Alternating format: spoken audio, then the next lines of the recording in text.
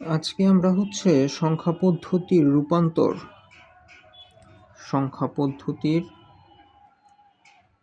রূপান্তর এই টপিকসটা নিয়ে কথা বলবো।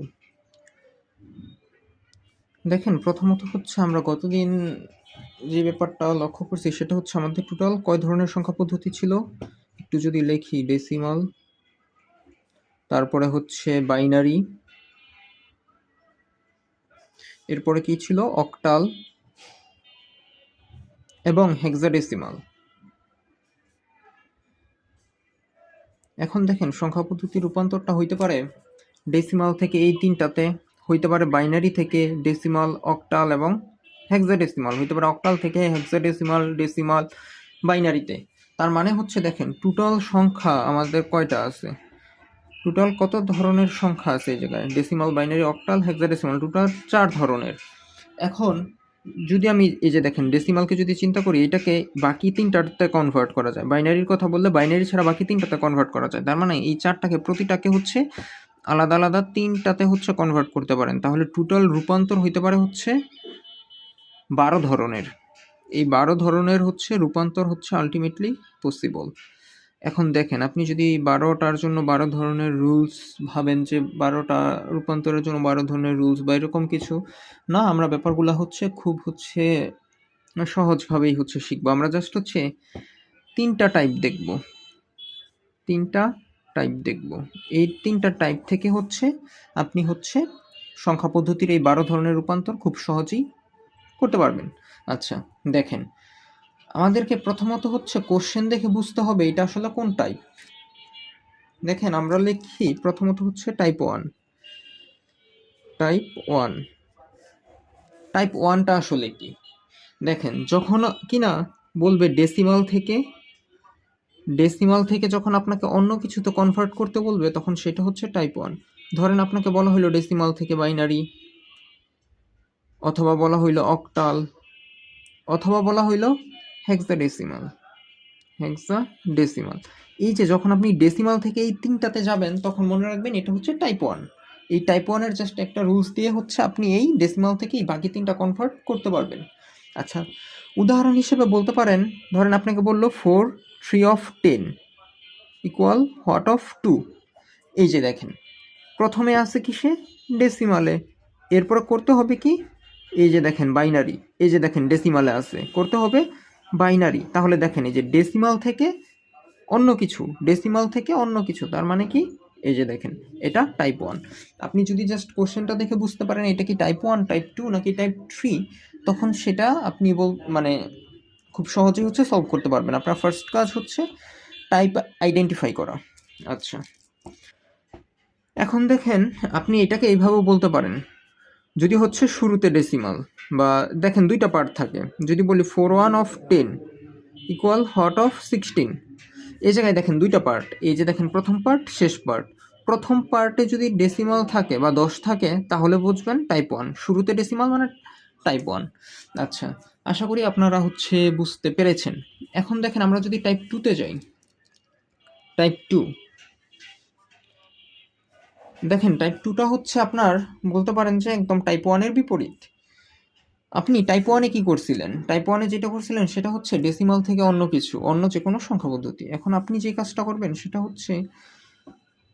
অন্য যে কোনো সংখ্যা পদ্ধতি থেকে ডেসিমালে আসবেন। ধরেন হইতে পারে এই যে বাইনারি থেকে ডেসিমাল, হইতে পারে অক্টাল থেকে, অথবা হইতে পারে এই যে হেক্সা থেকে।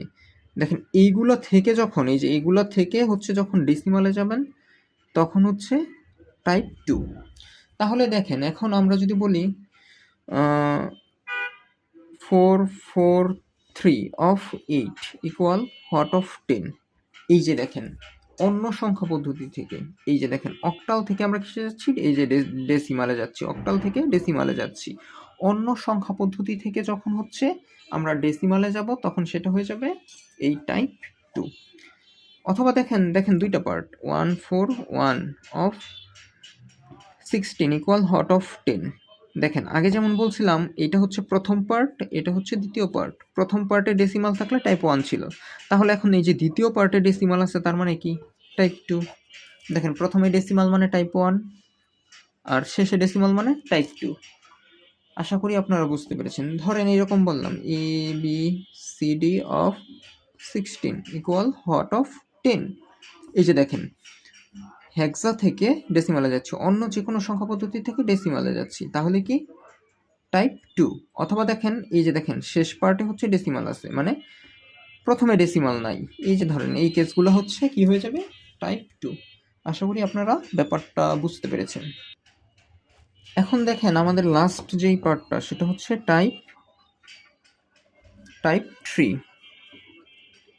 দেখেন আমরা হচ্ছে প্রথমেও ডেসিমাল দেখছি, শেষেও ডেসিমাল দেখছি। টাইপ 3টা হচ্ছে এরকম, যখন নো ডেসিমাল, যখন কিনা কোনো ডেসিমাল থাকবে না, তখন সেটা হয়ে যাবে টাইপ 3। তাহলে দেখেন আমি যদি বলি 4 অফ 16 ইকুয়াল হোয়াট অফ 8। দেখেন এই জায়গায় আছে 16, এই জায়গায় আছে 8, তার মানে এটা হচ্ছে হেক্সা, এটা হচ্ছে অক্টাল। কোনো ডেসিমাল আছে? এই যে দেখেন নো ডেসিমাল, দ্যাট মিনস এটা হচ্ছে টাইপ 3। তাহলে দেখেন যদি এখন বলি 7 অফ 8 ইকুয়াল হোয়াট অফ 2। দেখেন অক্টাল, এই যে দেখেন বাইনারি, কোনো ডেসিমাল আছে? ডেসিমাল নাই, তার মানে এটা কি হয়ে যাবে? তার মানে এটা হয়ে যাবে টাইপ 3। এই তিনটা টাইপ যদি আপনারা বুঝতে পারেন, তাহলে হচ্ছে জাস্ট তিনটা রুলসের মধ্য দিয়ে 12 ধরনের কনভার্সন খুব ইজিলি করতে পারবেন। তাহলে দেখেন আমি যদি কিছু লিখি এই জায়গায়, উদাহরণ